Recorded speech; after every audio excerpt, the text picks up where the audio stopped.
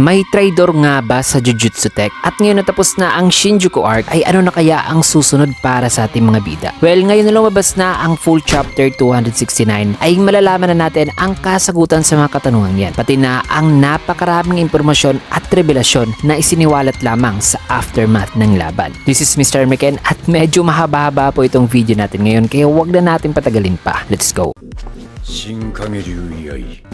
Nagsimula ang chapter sa isang eksena na kung saan ay makikita ang isang candy store sa isang corner ng isang street. At may kita ang isang pirasong candy na kasunod niyan ay may kita rin dito si Maymay na nasa loob nitong candy store. Nakausap naman ngayon itong matanda na may gulat na mukha. Habang tinatanong siya ni Maymay kung magkano raw ang ibinibenta nitong candy. Kasunod yan ay ibinaling naman ng eksena dito sa present na kung saan ay kasalukuyan yung may pinapagalitan si Maki. At yan ay walang iba kundi si Yuta Okkotsu. Nabuhay pa pala at nakaligtas sa kanyang ginawang napakadelikadong desisyon noon na paglipat sa katawan ni Gojo. Nasabi pa rito ni Maki ng wikang huwag mong iisiping okay ng lahat porket nakabalik ka na sa original mong katawan. At habang pinapagalitan si Yuta rito ay pinagpapawisan naman ito ng gusto sa takot dito kay Maki. So this confirms na si Maki nga ang narinig ni na Yuji sa nakaraang chapter na nangmura kay Yuta. Maya-maya pa ay nakarating naman si Megumi at nakapag-regroup na sa lahat ng mga Jujutsu Tech sorcerers. Kaya kinamusta naman ni Maki si Megumi kung ano na raw ang nararamdaman nito ngayon. Nasagot naman ni Megumi na medyo hazy pa raw ang kanyang pakiramdam dahil sa epekto raw ng unlimited void ni Gojo noon. Kasi ipinaako lang naman ni Zuko na kay Megumi ang sure hit effect ng unlimited void para makapag-adapt kagad si Mahoraga sa unlimited void ni Gojo. Anyways, matapos yan ay dagdag pang sabi ni Megumi na gusto raw niyang formal na humingi ng tawad sa kanilang lahat. Nasagot naman ni Maki na mamaya na raw yan. At besides, wala naman daw dapat na ihingi ni Megumi ng tawad sa kanila. In which ay bigla namang nagsalita si Yuji dito na sabing siya raw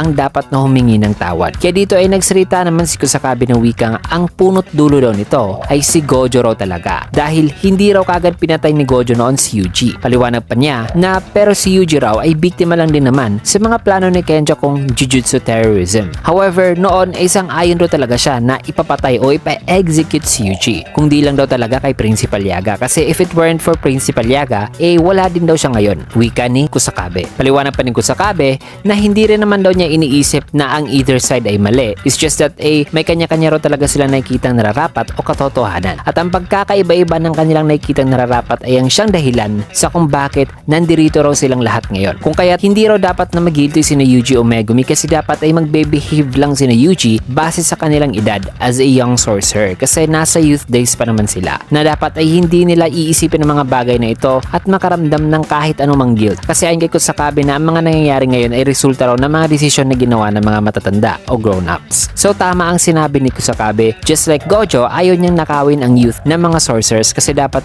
sa kanilang edad na yan ay hindi muna nila poproblemahin pa ang mga malalaking bagay. Kaya na may matapos niyan, itanong naman ni Yuji kung ano raw ang logic sa likod ng pagbalik ni Yuta sa kanyang original na katawan. In which ay sagot naman ni Yuta ay nagpapasalamat daw talaga siya kay Rika dahil si Rika daw ang dahilan kung bakit nakabalik pa rin siya. Kasi ayon kay Yuta na nung hindi raw sumunod si Rika sa katawan ni Gojo o hinant ang katawan ni Gojo ang buong akala niya noon ay katapusan na talaga niya. Kasi ang akala niya ay nawala na ang kanyang connection kay Rika after transferring to Gojo's body. However, ang rason pala sa kung bakit hindi sumunod si Rika sa kanya ay matapos pala na matahin ni Shoko ang katawan ni Yuta ay doon na raw pala ginamitan ni Rika ng reverse curse technique ang katawan ni Yuta upang mapanatili ito sa perfect condition bago pa man makabalik si Yuta sa kanyang original na katawan. So this confirms na hindi lang pala si Yuta ang may kakayahang gumamit ng RCT para ihil ang iba kundi pati na pala si Rika, which is pretty convenient at overpowered kung iisipin mga kaibigan. Dahil pa ni Yuta ay nung na-burnout daw ang curse technique ni Kenjaku ay akala raw talaga niyang mamamatay na siya nun, in which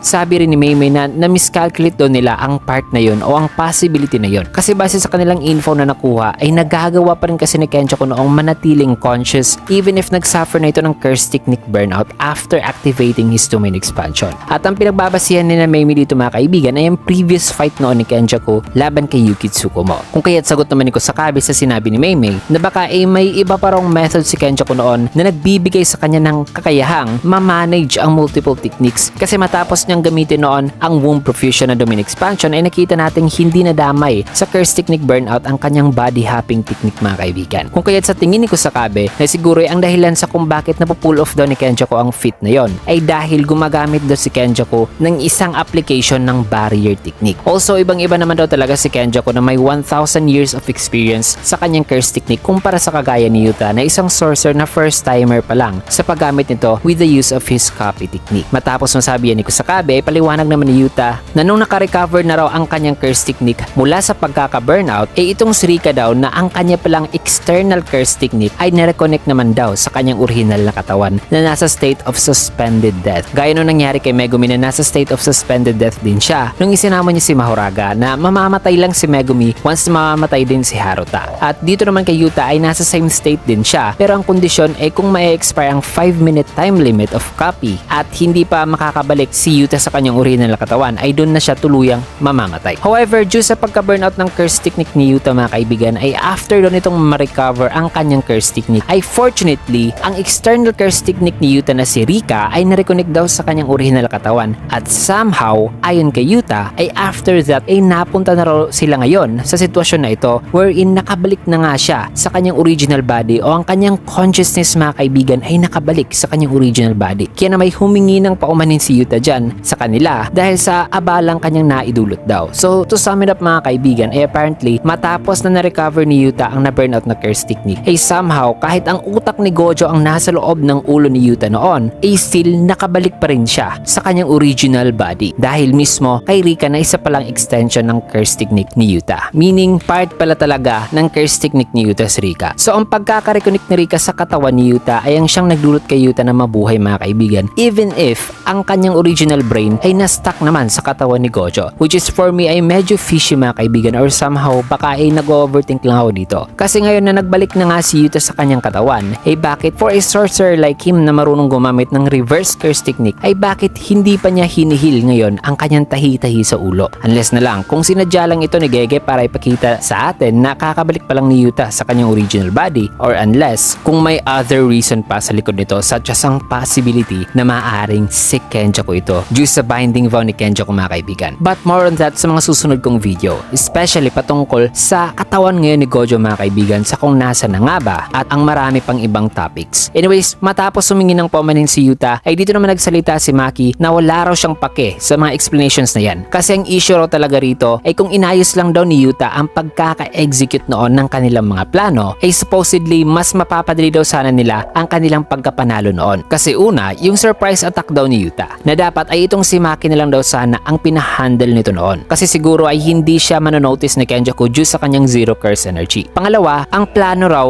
na paggamit sa executioner sword ni Higuruma para tapusin si Sukuna ay sana'y kinumbine daw nila noon sa paggamit sa curse speech ni Inumaki na nasa recorder para sa moment na ito ay mabibigyan talaga si Higuruma ng pagkakataon na masaksak si Sukuna gamit ang espada. Sabi rin dito ni Maki na mas mabuti pa raw sana na ibinigay na lang niya kay Higuruma noon ang voice recorder. Kasi ayon pa ng narrator na hindi raw kasi kakayanin ng curse speech ang multiple activations at once. At sa tuwing may nakarecord na voice ni Inumaki ay consider daw na active ito. Hindi niya pwedeng i-record ang kanyang curse speech sa multiple recorder na kailangan muna niyang i-play ang unang nakarecord na boses bago pa niya magagawang i-record muli ang kanyang boses sa iba na namang recorder. Maya-maya pa dito naman nagsalita si Todo na wikang hindi raw niya kayang i-target si Maki gamit ang kanyang boogie-woogie. Kasi yung surprise attack daw ni Yuta ay mas naging successful lang daw due sa assistance ng kanyang curse technique na boogie-woogie. So kung si Maki raw ang kanilang ipinapunta noon for a surprise attack, ay marahil ay di rin daw nila mapupull off ang ganoong kabilis na movements. Kasi hindi naman kayang i-target ng boogie-woogie si Maki. Dada pa ni Todo na ang pagkalat daw ng mga curse spirit noon sa katawan ni Kenjaku ay nagawa lamang mapigilan dahil sa abilities ni Yuta at sa tulong na rin ni Rika. So si Yuta nga pala indeed ang pinaka-fit na sorcerer para sa mismong pag-finish off kay Kenjaku in a not so risky manner. Matapos yan ay nagpahayag naman si Panda ng opinyon patungkol sa paggamit ng curse speech ni Inumaki na nasa recorder. Ayon sa kanya, na importante raw talaga ang timing sa paggamit noon ng curse speech ni Inumaki. Kasi kung ginamit daw nila iyon nung kondisyon pa ang katawan ni Sukuna na nasa malakas pa siya na version, ay malamang sa malamang ay posible rong mamamatay pa si Inumaki kung ginamit nila ang curse speech noon sa ganitong version na Sukuna. Kasi alam naman natin mga kaibigan na may side effect ang curse speech sa user nito. Kasi the more na mas malakas ang kalaban ay the more na nagkakos ng damage sa lalamunan ang pag-activate ng curse speech. speech. At kahit nga sa weekend na Sukuna ay nakita nga natin noon na nagtamo pa nga ng ganitong damage ang curse speech dito sa user na si Inumaki. Matapos niyan, sa isang sulok ay may kita naman ang sorcerer na si Hiromi Higuruma na buhay pa pala. Kaya pala ay na-confiscate pa rin ito ang Kamotoki curse tool ni Sukuna noon at di pa nakabalik sa King of Curses kasi hindi pa pala siya tuluyang namatay noon. So dito ay paliwanag naman ni Higuruma na anytime daw sana siya noong pwedeng patayin ni Sukuna kung hindi lang daw siya pinaglaruan muna ng King of Curses. Kasi kung sakali mang dumating daw kagad si Yuta sa moment na yon ay masabi niyang papatayin daw talaga siya ni Sukuna in an instant. Darag pa niya na medyo madali lang din naman daw i-counter ang curse speech lalo na sa kagaya ni Sukuna. Kasi kung naaalala nyo, nahirapan pa nga si Inumaki noon na pigilan ang pagkilos ng curse spirit na si Hanami. How much more si Sukuna mga kaibigan. Kung kaya't ayon pa kay Higuruma na siya raw ang nagdesisyon noon na gagamitin lamang ang recorder na may curse speech sa loob lamang ng domain barrier ni Yuta na kung saan ay walang kahit na anumang potential threats na pwedeng makisawsaw sa laban kasi dito sa loob ay mafocus lang talaga kay Sukuna ang curse speech. Also hindi rin naman daw niya magagamit ang recorder sa loob ng kanyang domain expansion kasi pinuprohibit naman daw ng kanyang domain expansion ang violence. Matapos niyan ay nagsalita naman si Kusakabe na namamangha kay Higuruma na wikang even so, ang pagiging buhay lang daw ngayon ni Higuruma ay masabi niyang isang napakatindirang feat considering na 2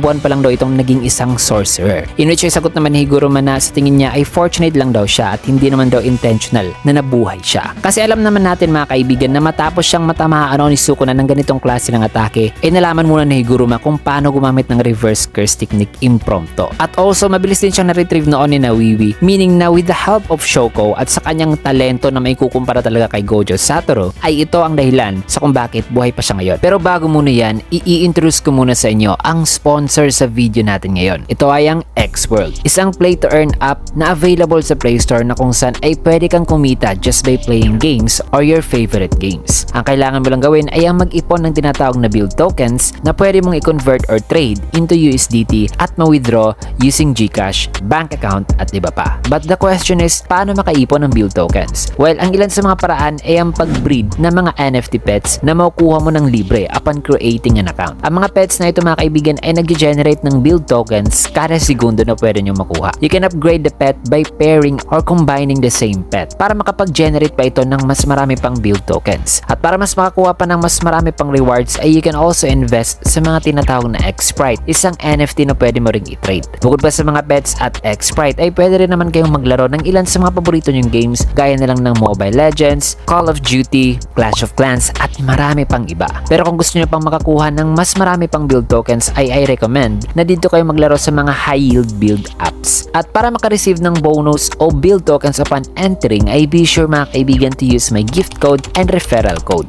Para sa gift code ay go to gift code and type Mr. Animeken, both small letters po at wala pong space o dot. Uulitin ko po, Mr. Animeken na wala pong dot at space. At for referral code naman ay just type Animeken na both capital letter naman. Uulitin ko po, Animeken na capital letters lahat. Kaya kung interesado kayo ay you can download the app dyan sa description box o sa pin comment. Maraming salamat mga kaibigan. Now let's get back to the video. Kasi si Yuji nga mga kaibigan noon sa ganitong klase ng atake ni Sukuna ay nagawa ngang makapag-heal using RCT. How much more si Higuruma. Matapos niyan ay nagsalita na naman dito si Maki na wikang kahit na. Kasi yung mga foreigners daw na habang binabanggit ni Maki ang mga foreigners ay sa isang sulok ay makitang napabahing naman si Miguel kasama si Lero dahil pinag-uusapan sila dito ni Maki. Na dito ay paliwanag pa ni Maki na kung nakarating lang daw sana ang mga foreigners ng mas maaga at kung nandoon lang daw sana sila sa simula pa lang ng laban ay masabi raw niya na ang kanilang pagkipaglaban kay Sukuna noon ay magiging entirely different daw sana. In which ay napa-agree naman dito itong mga Jujutsu Tech Sorcerers sa sinabi ni Maki. Bagay ay kinabahala naman ni Yuta. Kaya paliwanag pa ni Yuta habang kinukwelyo ni Maki na sabing yung dalawang yon sinabihan daw kasi siya na hindi sila pupunta. At nasabi din naman daw niya noon na baka ay maaaring makakapunta raw ang dalawang yon. Nasagot naman ni Maki na pero dumating naman sila diba? Kung kaya para mapahinahon ni Yuji si Maki ay dito na nagsalita si Yuji na nagpapasalamat daw siya sa Curse Tool Gauntlet na ipinagamit ni Yuta kasi natulungan daw siya nitong maitago ang kanyang missing finger noon. Nasagot naman ni Maki na kahit ang simpleng pair of gloves lang naman daw ang gagamitin noon ni Yuji ay magiging effective na raw ito sa pagtago sa kanyang isa pang putol na daliri. Kaya dagdag pang sabi ni Yuji na salamat din daw kay Yuta dahil kung di raw sa tulong niya na nung challenge na ulit si Sukuna sa second domain clash Which ay after daw noon, nung nagsuffer si Sukuna ng curse technique burnout, ay doon daw sila nabigyan ng pagkakataong pigilan talaga si Sukuna sa kanyang rampage. Nasagot naman ulit ni Maki na yun na nga raw ang whole point. Kasi kung umaksyon daw sana sila ng mas maaga, ay maaagapan daw sana nila ang pangyayaring yon. Specifically, yun na nga ang pag-transfer ni Yuta sa katawan ni Gojo. Na dahil sa sinabing yan ni Maki, ay naging speechless na lamang si Yuji. At habang may kita si Maki na patuloy pa rin kinukwelyoan si Yuta, ay para isalba si Yuta sa sitwasyon na yan, ay dito na nagsalita si Hakari na sabing mabuti na lang daw ay nakapag-stay raw sila noon sa loob ni Rika habang pinapanood ang Gojo versus Sukuna fight. Kasi matapos daw ang pagkatalo ni Gojo ay nakarating daw sila kagad sa lokasyon para sugurin si Sukuna at may palayo si Hiroumi sa King of Curses. Kaya salamat daw kay Yuta na nagamit nila si Rika sa time na yon. Kasi kung makikita nyo mga kaibigan ay nakalutang lang talaga si Rika noon sa Shinjuku. Kaya mabilis na nakaresponde si Hakari after the fight between Sukuna and Gojo. So matapos nyan mga kaibigan ay dito naman nagsalita si Todo na sabing may mga pagkukulang rin daw siya. Kasi even though nakapag-prepare na siya sa kung ano ang kanyang gagawin kung i-open muli ni Sukuna ang kanyang domain sa tulong na rin ni Meimei, ay still hindi raw niya nagawang maaabutan si Yuji at Choso. Na kung saan itanong naman ni Kirara na ang issue raw noon ay ang range naman daw talaga ng curse technique ni Todo, diba? In which ay sagot naman ni Todo na wikang hindi. Dahil daw talaga yun sa curse energy ni Sukuna rather than the distance itself. Kasi itong sina Yuji at Choso ay nagkataon kasi nasa sentro talaga ng domain expansion noon ni Sukuna. Kung kaya't mas na-expose daw sila sa curse energy ni Sukuna na mas malakas sa area na ito. Kung kaya't ang kanyang bugi-wugi na nangangailangang mag-grasp muna ang curse energy ng target ay nag-fail mga kaibigan since na mas dense ang curse energy ni Sukuna sa area na kung nasan sina Yuji at Choso. Kumbaga, hindi kayang makapture ng bugi-wugi ang curse energy ni Yuji at Choso sa moment na yon. Kaya paliwanag naman ni Ino na siya rin daw ay nasa sentro din daw noon ng domain. Pero salamat na lang daw kay Wiwi na mabilis na kumilos ay na-rescue pa raw siya sa sitwasyon na yon. Kaya responsable din daw siya noon sa kung bakit hindi na-rescue si Choso kasi deserve daw talaga ni Choso na masalba. Na kung saan ay sagot naman ni Yuji na kung si Choso pa raw ang naunang nasalba noon ni Wiwi instead na itong si Ino ay wika pa ni Yuji na mamamatay raw talaga sana siya. Kaya wala rong dapat na sisisihin sa mga nangyari. Kaya dito na nagpaliwanag si Maki na hindi naman daw sa biniblame niya o sinisisi niya si Yuta sa lahat ng mga nangyari kasi siya nga ay nakatanggap nga ng 2 Black Flash mula kay Sukuna. It's just that itong si Yuta raw na maya-maya pa nang may sasabihin na naman sana si Maki ay bigla na siyang huminto na sabing never mind na lang daw. Habang makikita naman si Inumaki at Panda nang umingiti sa gilid. Matapos niyan ay nagsalita naman si Miwa na grabe daw ang kanyang takot noon nung siya raw ang nag-front kay Maki para protektahan ito sa sure hit effect ng domain expansion ni Sukuna. Kasi nung minarkahan niya si Maki ng kanyang curse energy na I believe ay inimbue na ang kanyang curse energy sa buong katawan ni Maki, ay sa isipan daw kasi ni Miwa noon ay nababahala siya na baka ang ma-rescue ni Todo ay siya lang at hindi kasama si Maki. Pero luckily mga kaibigan ay na-rescue din si Maki. Kaya sagot naman dito ni Kusakabe sa sinabi ni Miwa na diba ay sabi raw ni Miwa noon na hindi raw ito sasali sa laban. Yun siya paliwanag naman ni Miwa na kahit na kung nakapag-desisyon daw siya noon na sasali siya, ay sigurado naman daw siya na hindi raw papayag si Kusakabe sa kanya. Wika naman dito ni Momo na sa tingin niya ay kailangan niya raw humingi ng tawad kasi wala daw siyang naitulong sa laban. Nasagot naman ni Meimei na anong wala? Ang smooth nga raw sakyan ng broom ni Momo. So at some point ay nagamit din pala si Momo ang curse technique nito as a transportation noon. Sa parte naman ni Hakari ay sabi naman nito na plano ro talaga sana niyang labanan si Sukuna after niyang matalo si Hiroumi. Pero at the end ay malakas daw pala talaga si Hiroumi, which is tama nga naman kasi hindi nga nagawa ni Hakaring matalo si Hiroumi even if makailang beses na siyang napunta sa kanyang immortal state. Matapos niyan ay sabi naman ni Nobara na wala raw siyang masasabi o no comment daw siya dito kasi tulog daw pala siya the whole time until sa last minute na nagawa pa niya makapag-assist kay Yuji. Maya-maya pa dito na nagsalita si Wiwi na wikang sa tingin niya ay ang lahat daw ay may kanya-kanyang thoughts at regrets after the fight. Kung kaya't sigurado raw siya ngayon na wala daw magdi-disagree sa kanyang sasabihin kasi siya daw ay ang MVP sa laban.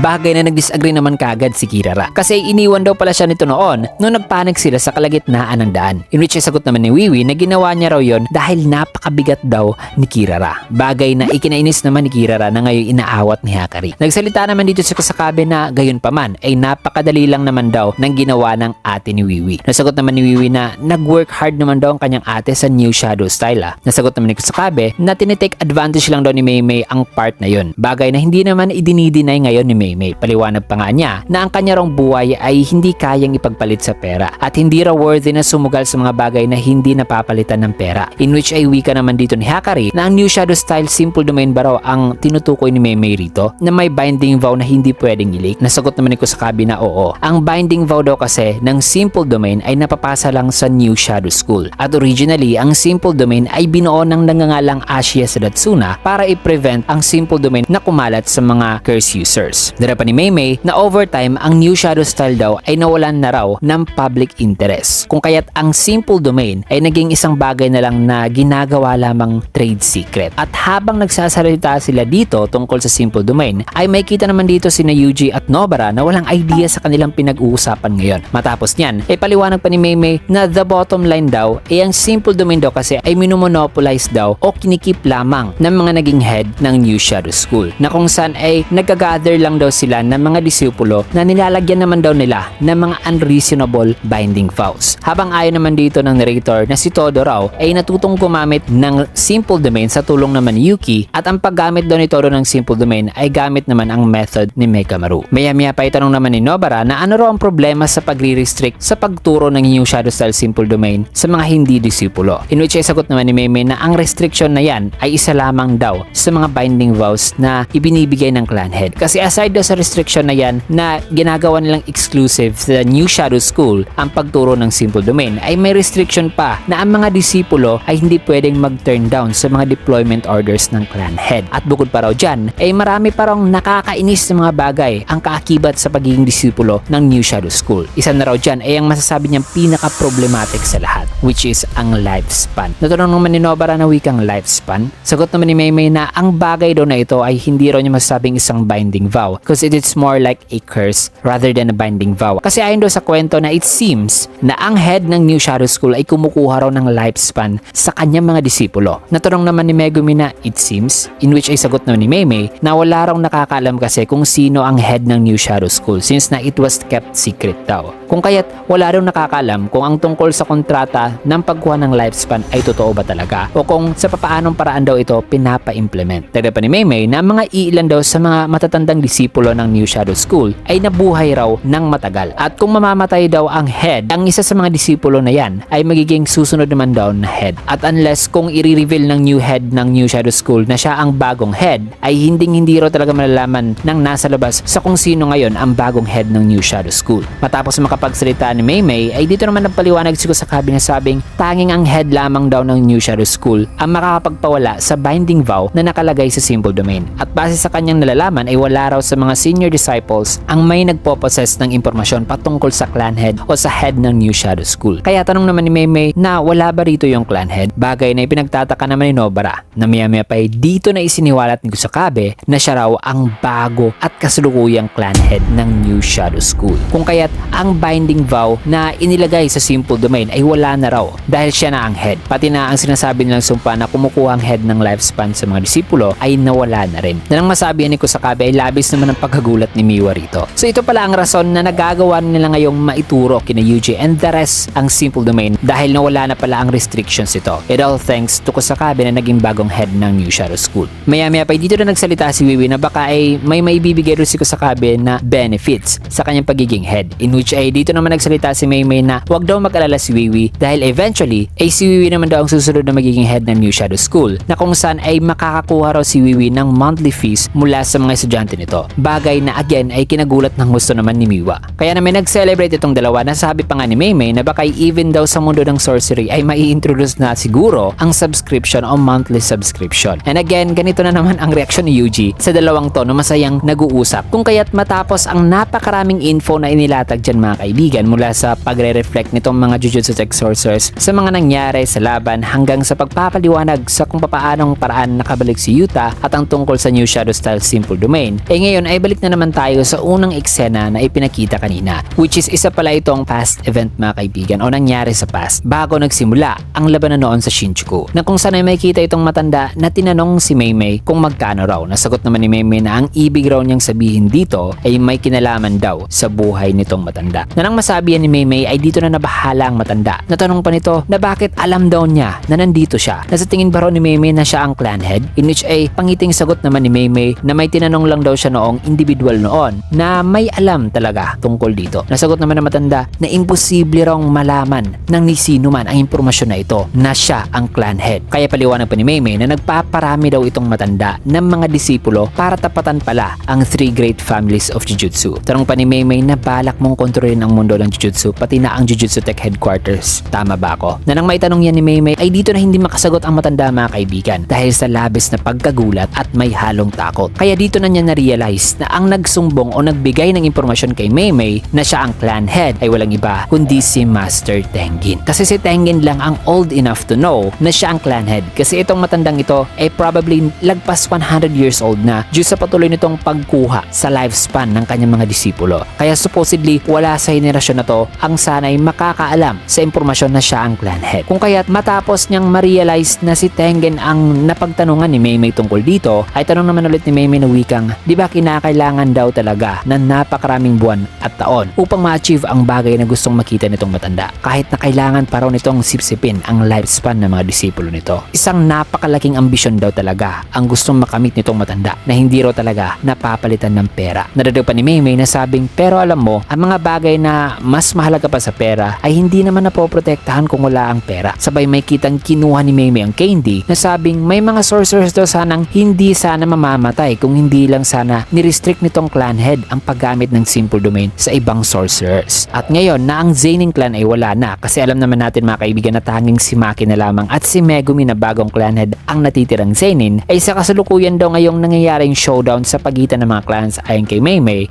ang Kamo at Gojo clan ay posible daw magkasabay na babagsak. Kasi si Noritoshi Kamo na sanay ear ng Kamo clan ay pinalitan naman ni Kenjaku, pero si Kenjaku ay patay na. Meanwhile sa Gojo clan naman ay si Gojo lang o si Gojo Satoru lang ang pinakamalakas at ngayon ay patay na rin. So parang nakatadahan ng babagsak talaga ang tatlong malalaking angkan sa mundo ng Jujutsu. Kung kaya't habang nagsasalita dyan si Maymay ay dito na nakaramdam ng labis na pagkatakot ang matanda na maya-maya pa ay dito na tinapos ni Maymay ang kanyang salita na wikang higit daw sa lahat ng mga nagawa nitong matanda, ang pinaka hindi raw niya nagustuhan ay ang pagpapahamak nito sa kanyang kapatid na si Wiwi. Since na alam naman natin mga kaibigan na si Wiwi ay gumagamit ng simple domain, which means ay maaring ang kanyang lifespan ay nakuhanan din nitong clan head. Kung kaya't ayon naman kay Maymay na ang mga mangyayari ngayon nitong sa matanda ay hindi raw talaga maiiwasan. Nang maya-maya pa ay dito na nga pinatay ni Maymay ang clan head with an editor's note na nagsasabing the price for this is life. Only 2 chapters left before the story ends. So yun mga kaibigan, base sa full chapter review natin, si Maymay ay hindi pala talaga isang traitor. Ang ginawa lang niya ay ang nararapat lang na patayin ang clan head na kumukuha ng lifespan sa mga disipulo ng New Shadow School at maipasa ang pagiging head kay Kusakabe upang hindi na magiging exclusive ang simple domain at mawala na ang sumpang yan mga kaibigan. Also, ang pagbanggit kay Tengen ay isa lang palang realization ng clan head na ang nag-leak ng info sa kanyang identity ay ang mahigit 1,000 years old pala na sorcerer na si Master Tengen. At also, ang tungkol naman sa pagbanggit sa 3 great clans ng Jujutsu ay isa lang din palang paglatag lamang ng impormasyon sa current situation ng mga angkan. So overall, ang chapter na ito ay nagbigay ng linaw sa lahat ng mga plano ng Jujutsu Tech Sorcerers sa Sukuna Raid at ang sneak peek sa aftermath ng laban at ang pagbigay linaw din sa mystery ng simple domain, which is isang magandang bagay naman na binigyan tayo ni Gege ng isang breather chapter. However, it is important to note na as of now ay hindi pa natin alam kung nasaan ang katawan ni Gojo at ano kaya ang nangyari sa Culling Game. I mean, hindi nga nila binanggit ang status ni Gojo o binanggit talaga kung nasaan si Gojo ngayon o kung ano na ang nangyari sa kanya. So napakarami pang questions na dapat na masagot bago pa magtapos ang series na to. Hindi nga natin alam kung bumalik na ba sa normal ang lahat. So yan mga kaibigan, ang mga questions na yan ay marahil masasagot sa susunod na chapter. So yan, maraming salamat kung umabot ka sa punto ng video to at sana ay nalinawan kayo kahit papano. Kaya naman kung nagustuhan nyo ang ating video, can get a like, comment, follow, subscribe na rin for more videos like this, and see you guys again on my next video.